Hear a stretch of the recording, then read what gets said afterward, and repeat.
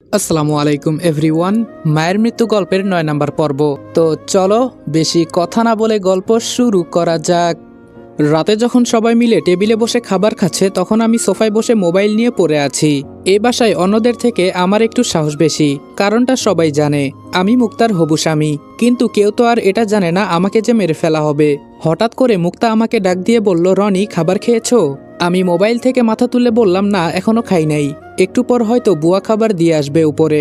মুক্তা বলল, আজকে আর উপরে খাবার খেতে হবে না, আমাদের সাথে বসে পড়ো। মুক্তার কথা শুনে আমি সুমনের দিকে একবার তাকালাম। সুমন আমাকে ইশারা করে বলল আমি যেন এই খাবার না খাই। কি জানি কেন এই কথা বলল। মুক্তা আবার বলল, কি হলো, আমি কি বলছি?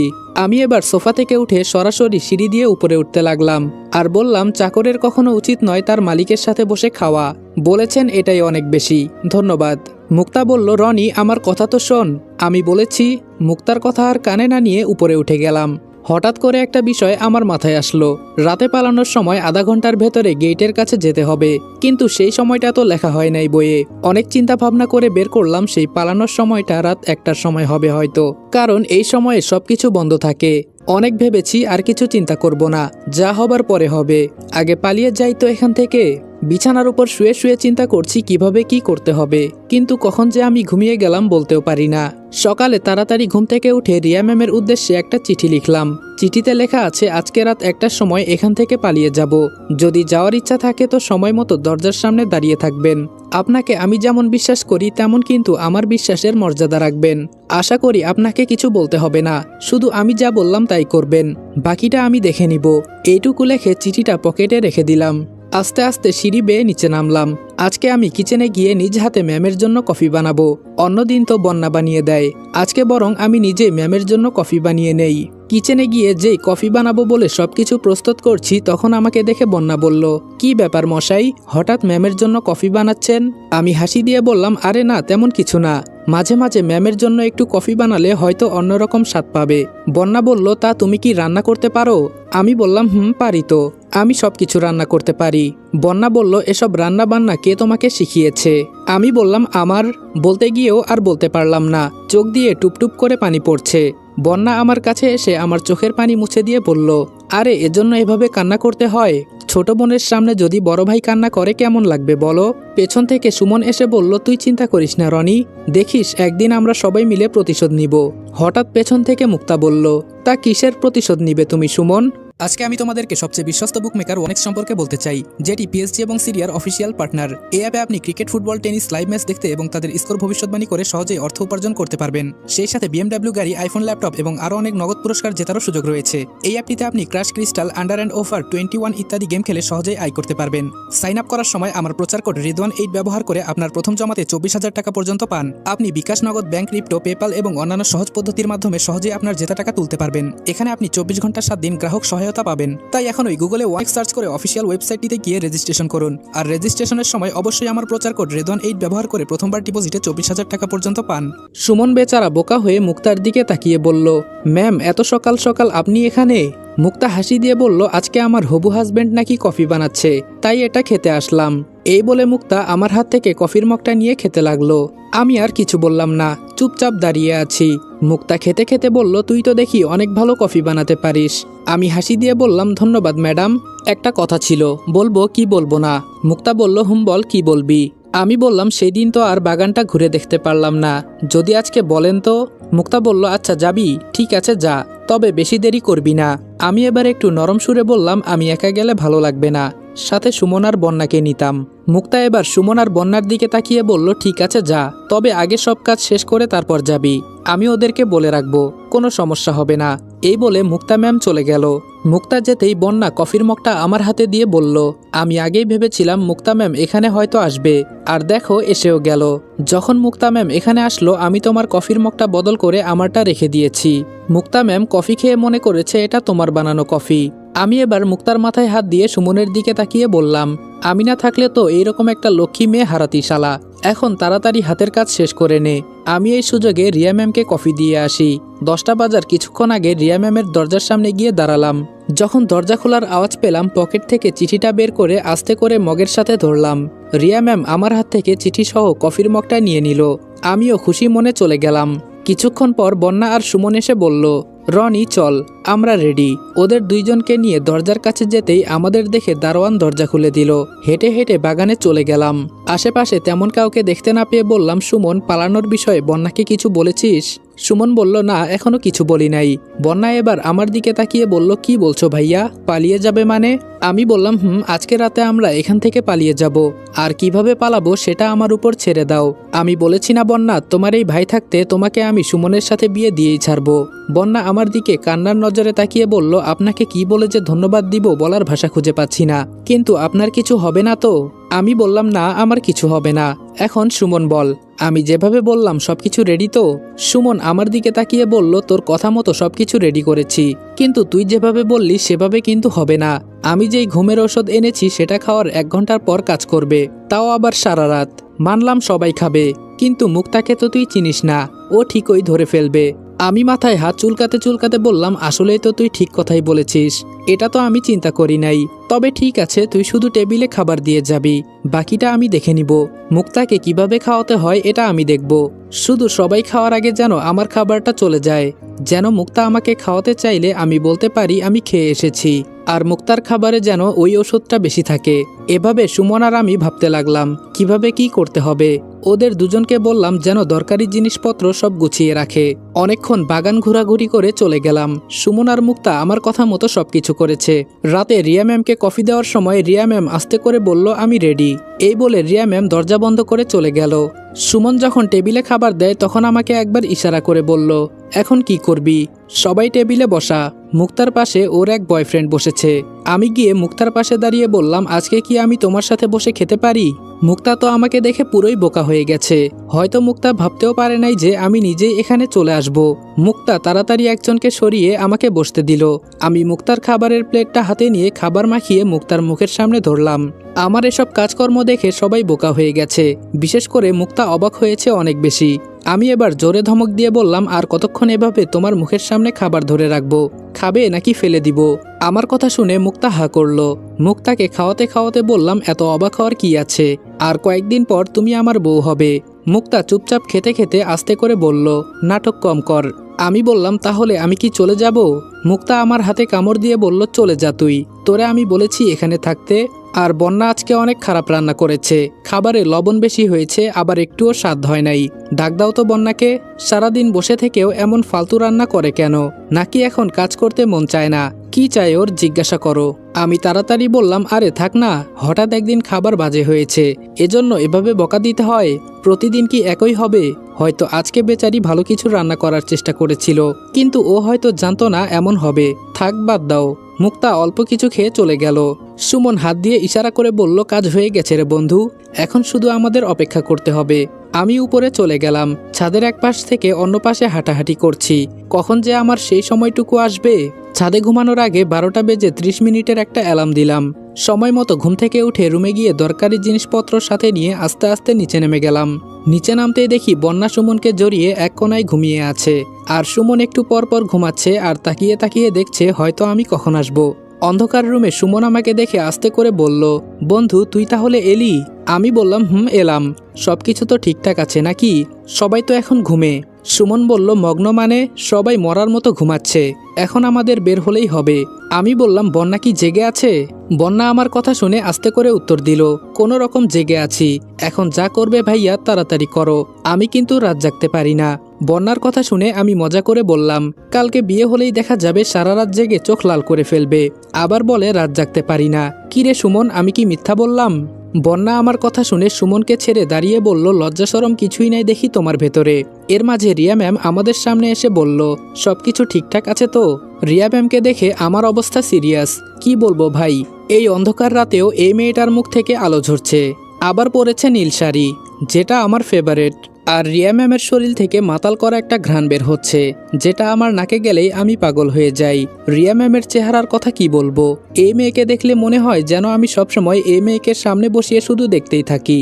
আমার জীবনে কোনো আফসোস থাকতো না যদি রিয়া ম্যাম শুধু আমার হতো। হয়তো আমার এই চিন্তা ভাবনাগুলো কল্পনাই থাকবে। সুমন আমাকে জোরে ধাক্কা দিয়ে বলল, আর কত দেখবি রিয়া ম্যামকে? সেই 10 মিনিট হয়ে গেল তোকে ধাক্কা দিচ্ছি, তাও তোর খেয়াল নেই। কয়টা বাজে ঘড়িতে দেখ, পরে যদি সময় না থাকে। তাড়াতাড়ি রিয়া ম্যামের থেকে নজর সরিয়ে ঘড়িতে তাকিয়ে দেখি 1টা প্রায় বেজে যাবে। তাড়াতাড়ি সামনে হেঁটে বললাম, আমার পেছনে পেছনে আয়। আধা ঘন্টার ভেতরে গেটের কাছে না যেতে পারলে আমরা মায়াজালে আটকে পড়ব। দরজার কাছে গিয়ে দেখি দারোয়ান উল্টা হয়ে শুয়ে ঘুমাচ্ছে। কোনো রকম দরজা খুলে বের হলাম। বাসা থেকে বের হয়ে পূর্ব প্রান্তে স্পিডে হাঁটছি। হঠাৎ রিয়া ম্যাম বলল, ভুলভাল তো কিছুই হবে না। আমি শুধু বললাম, এখন কিছুই বলার সময় নেই। জানি না আধা ঘন্টার ভেতরে কতটুকু জায়গা যেতে পারবো, শুধু গেটের কাছে যেতে পারলেই হলো। অনেকটা জায়গা যাওয়ার পর রিয়া ম্যাম হঠাৎ দাঁড়িয়ে পড়ল। পেছন থেকে সুমন আমাকে বলল, কি রে, তুই শুধু একা একা গেলেই হবে? রিয়া ম্যাম তো দাঁড়িয়ে গেছে। আমি এবার দাঁড়িয়ে রিয়া ম্যামের দিকে তাকিয়ে দেখি রিয়া ম্যামের মুখটা ঘেমে একাকার হয়ে গেছে। এত সুন্দর চেহারা থেকে ঘাম ঝরছে, এটা কি করে হতে পারে? আমি নিজে এবার রিয়া ম্যামের কাছে গিয়ে বললাম, কি ব্যাপার ম্যাডাম, এইটুকু জায়গায় এসে আটকে গেলেন কেন? আমাদের তো তাড়াতাড়ি যেতে হবে, সময় খুব কম আমাদের হাতে। রিয়া ম্যাম এবার মায়াবী দৃষ্টিতে আমার দিকে তাকিয়ে বলল, জীবনে এভাবে কখনো হাঁটি নাই, কি করব বলো? আমি অনেকটা হাঁপিয়ে গেছি, আমি আর একটুও হাঁটতে পারছি না। সুমন এবার আমার কাছে এসে বলল, রনি, অলরেডি 5 মিনিট সময় চলে গেছে, এবার আমি কি করব তা ভাবতেও পারছি না। সবকিছু চিন্তাভাবনা বাদ দিয়ে রিয়া ম্যামকে বললাম, চোখ বন্ধ করেন তাড়াতাড়ি। আমার কথা শুনে রিয়া ম্যাম তাই করলো। আমি এবার ধপ করে রিয়া ম্যামকে কোলে নিয়ে হাঁটতে লাগলাম। আমার এই কাহিনী দেখে সুমন আর বন্যা অবাক হয়ে গেছে। ওরা হয়তো ভাবতেও পারে নাই আমি যে রিয়া ম্যামকে এভাবে কোলে নিয়ে নিব। রিয়া ম্যাম চোখ খুলে আমার দিকে তাকিয়ে আছে, কিন্তু আমার সেই দিকে নজর নাই। আমি শুধু সামনে তাকিয়ে হাঁটছি, কখন সেই গেটের সামনে যেতে পারবো। তবে রিয়া ম্যাম কিন্তু এতটাও ভারী নয়, একটু কষ্ট হচ্ছে, কিন্তু কি আর করার, যার জন্য এত কিছু করলাম তাকে কিভাবে ফেলে চলে যাব। হঠাৎ চলতে চলতে আমার একটা কথা মাথায় এলো, আমাদের সাথে যে রিয়া ম্যাম যাচ্ছে, সুমন আর বন্যা কিছু বলে নাই কেন? নাকি ওরা আগে থেকেই জানতো? এবার আমি সুমনকে আগে জিজ্ঞেস করলাম, আর কয় মিনিট বাকি আছে? আমার কথা শুনে সুমন উত্তর দিল, আরো 20 মিনিটের মতো আছে। আমি বললাম, আচ্ছা সুমন, আমাদের সাথে যে রিয়া ম্যাম যাচ্ছে তুই কি? এইটুকু বলতেই সুমন আমাকে বলল, এসব কথা পরে হবে, আর তোর যদি এতই জানার ইচ্ছে থাকে তাহলে রিয়া ম্যামের কাছ থেকে জেনে নিস, উনি সব জানেন। এবার আমি রিয়া ম্যামের দিকে একটু নজর দিলাম, দেখি রিয়া ম্যাম একদৃষ্টিতে আমার দিকে তাকিয়ে আছে। রিয়া ম্যামের চোখের উপর আমার চোখ পড়তেই আমি চোখ সরিয়ে নিলাম। কেমন যেন নিজের ভেতরে একটা লজ্জা কাজ করছে। তবে আস্তে করে বললাম, ম্যাম, আমাকে মাফ করে দিবেন আপনাকে এভাবে কোলে নেওয়ার জন্য। এছাড়া কি করব বলেন? আপনাকে ফেলে রেখে তো আমি আর যেতে পারি না, তাই কোনো উপায় না পেয়ে আপনাকে এভাবে কোলে নিতে হলো। আমার কথা শুনে রিয়া ম্যাম উত্তর দিল, ধন্যবাদ তো আমার তোমাকে দেওয়া উচিত, তোমার জন্য আজকে আমি এখান থেকে পালাতে পারছি। এই পর্যন্ত আমাদের মাঝে কথা হয়েছে, আর কোনো কথা হয় নাই রিয়া ম্যামের সাথে। মাঝে শুধু রিয়া ম্যাম বলেছিল আমার কি কষ্ট হচ্ছে নাকি, যদি কষ্ট হয় তাহলে যেন আমি রিয়া ম্যামকে কোল থেকে নামিয়ে দেই। কিন্তু আমি যে সুযোগ একবার পেয়েছি সেটা কি আর হাতছাড়া করব নাকি? কষ্ট হলেও তো আমি রিয়া ম্যামকে কোলে নিয়ে যাব, কারণ এই ফিলিংস বলেন আর সুযোগ বলেন, এটা কিন্তু বারবার ফিরে আসবে না। বাঙালি আবার সুযোগ বুঝে কোপ দিতে ভালোই জানে। যেতে যেতে আমাদের সেই গন্তব্যের জায়গায় এসে গেলাম। আমাদের সামনে 2টা গেট আছে, একটায় লেখা আছে বাঁচতে নয় বরং মরতে চাই, আরেকটায় লেখা আছে মরতে নয় বরং বাঁচতে চাই। রিয়া ম্যামকে কোলে থেকে নামাতেই আমাকে প্রশ্ন করলো, এখন আমাদের কোন পথ দিয়ে যেতে হবে? রিয়া ম্যামের সাথে বন্যাও আমাকে বলল, ভাইয়া, এই তুমি আমাদের কোথায় নিয়ে এলে? আর কি সব লেখা আছে? মরতে চাই, বাঁচতে চাই, উল্টাপাল্টা কি সব? আমি শুধু বললাম, আমাকে সবাই বিশ্বাস করো তো? সুমন সাথে সাথে বলল, এটা আবার কি বলিস তুই? তোকে বিশ্বাস যদি না করতাম তাহলে এই মাঝরাতে তোর সাথে এভাবে আসতাম না। বন্যাও আমাকে তাই বলল। এবার আমি রিয়া ম্যামকে প্রশ্ন করলাম, আমি কি কোনো ভুল কাজ করছি ম্যাম, নাকি আপনি আমাকে? রিয়া ম্যাম আমার দিকে না তাকিয়ে শুধু বলল, মৃত্যুর মুখ থেকে বেঁচে তোমার সাথে যাচ্ছি। আমি জানি তুমি কতটা ভালো ছেলে, কেউ বিশ্বাস করুক আর না করুক, আমি তোমাকে বিশ্বাস করি। রিয়া ম্যামের কথা শুনে আমি কিছুটা খুশি হলাম। এবার আমি সামনের দিকে হাঁটতে লাগলাম। যেই গেটের সামনে লেখা আছে বাঁচতে নয় বরং মরতে চাই, চোখ বুজে গেট দিয়ে ঢুকে গেলাম। বন্যা শুধু আওয়াজ করলো, ভাইয়া, আমরা কি সত্যিই মরতে যাচ্ছি?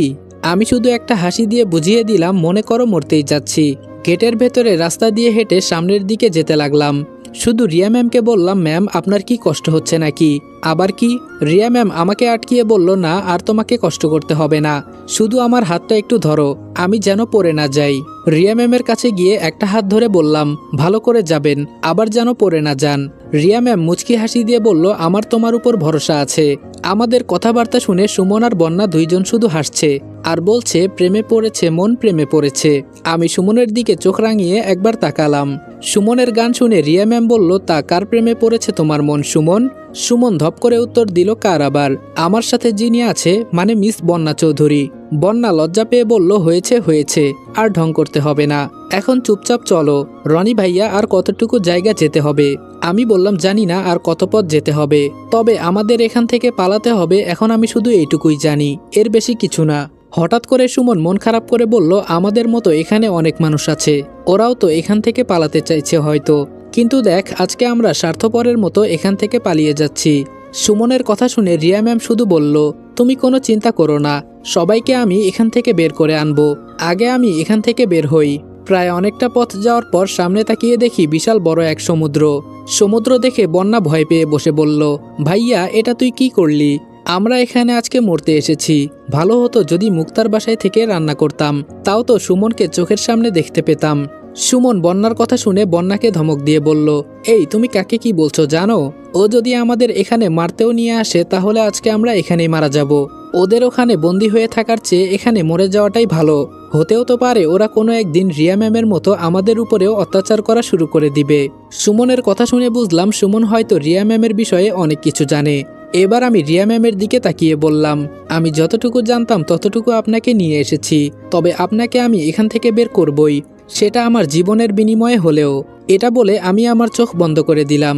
হঠাৎ করে মনে হলো বইয়ে তো এটা লেখা ছিল, সামনে বিশাল বড় এক সমুদ্র, তবে তুমি যদি সমুদ্র মনে করো তাহলে মায়ার জালে আটকে পড়বে, মরতে হলে মরার মতো মরো, মায়ার জাল ভেঙে দিয়ে চলে যাও। আমি এবার বুঝলাম আমার সামনে যা আছে সবকিছু মায়াজাল। হঠাৎ করে পেছনে কিছু একটা আওয়াজ শুনলাম।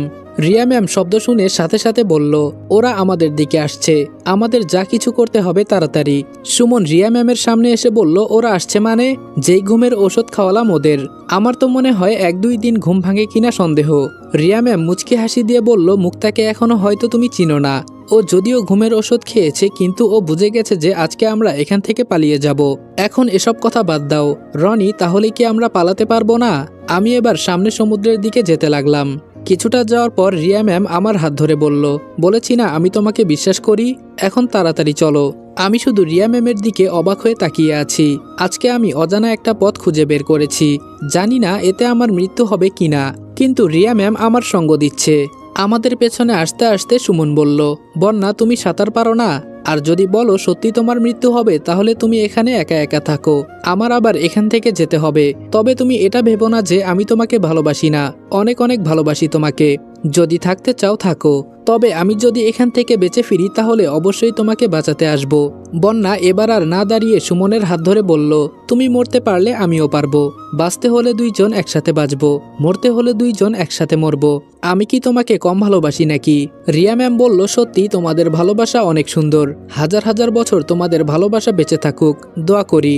সমুদ্রের কিনারে গিয়ে বললাম, ম্যাম এটা কোনো সমুদ্র না, এটা একটা মায়াজাল, ভয় না পেয়ে সামনে হাঁটেন, আমাদের দেখে ওদের মনের ভেতরে একটু সাহস আসবে হয়তো। সমুদ্রের পানিতে পা দিব কিন্তু এগুলো তো পানি না, নিচের সব কিছু মাটি। রিয়া ম্যাম বলল, তুমি আসলে দেখি অনেক কিছু জানো। পেছন থেকে বন্যা বলল, ভাইয়া তোর বুদ্ধি আছে বলতে হবে, তবে মুক্তা অনেক চালাকির সাথে সবকিছু তৈরি করেছে, প্রশংসা করতে হয় শালীর বুদ্ধির। সুমন সাথে সাথে বলল, আমি বলেছি না ও আর যাই করুক না কেন আমাদের মারবে না, আমি জানি আমার বন্ধু পারফেক্ট একটা মানুষ। আবার পেছনের শব্দটা বেড়ে যেতে লাগলো। রিয়া ম্যাম আমার একটা হাত শক্ত করে ধরে বলল, তাহলে ওরা কি আমাদের কাছে এসেই গেল?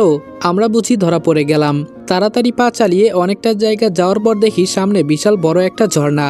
আমি এবার দাঁড়িয়ে একটা হাসি দিয়ে বললাম, আমরা সেই গন্তব্যের জায়গায় এসে গেলাম, এখান থেকে বের হতে পারলেই আমরা মুক্ত।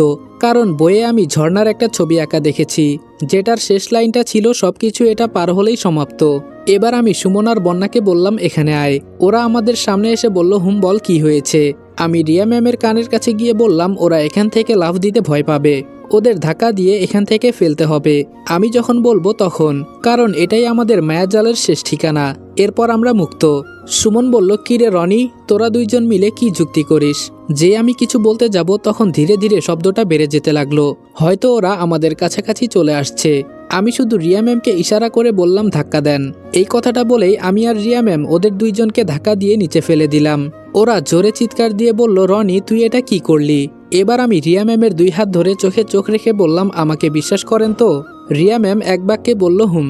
মুক্তা মনে হয় আমাদের কাছাকাছি চলে আসছে। রিয়া ম্যামের হাত মুঠো করে শক্ত করে ধরে দুইজনের দিকে তাকিয়ে দিলাম লাফ। আমার চোখ শুধু রিয়া ম্যামের দিকে। আমরা নিচে অনেকটা স্পিডে যেতে লাগলাম। যতই নিচে যাচ্ছি মনে হচ্ছে যেন ততই সবকিছু অন্ধকার হয়ে যাচ্ছে। হঠাৎ করে আমার সবকিছু যেন কেমন কেমন লাগছে। নিচে যাচ্ছি আর অন্ধকারে রিয়া ম্যামের হাতটা শক্ত করে ধরে আছি, কিন্তু সেই সময়টা আর বেশিক্ষণ স্থায়ী হয় নাই। হঠাৎ করে আমার হাত ফসকে রিয়া ম্যামের হাত বের হয়ে গেল। এখন আমি কি করব ভাবতেও পারছি না। তাহলে রিয়া ম্যাম কি আমাকে একা রেখে হারিয়ে গেল? কখন যে নিজের উপর নিজে কন্ট্রোল হারিয়ে অজ্ঞান হয়ে গেছি বলতেও পারি না। যখন আমার জ্ঞান ফিরল তখন মনে হলো আমি নিস্তব্ধ নিরিবিলি একটা পরিবেশের মাঝে আছি। আসসালামু আলাইকুম এভরিওয়ান, মায়ের মৃত্যু গল্পের 9 নম্বর পর্ব এখানেই শেষ করলাম। ভিডিওটা ভালো লাগলে লাইক এবং কমেন্ট করে দিও, আর চ্যানেলে নতুন হলে সাবস্ক্রাইব করতে ভুলবে না।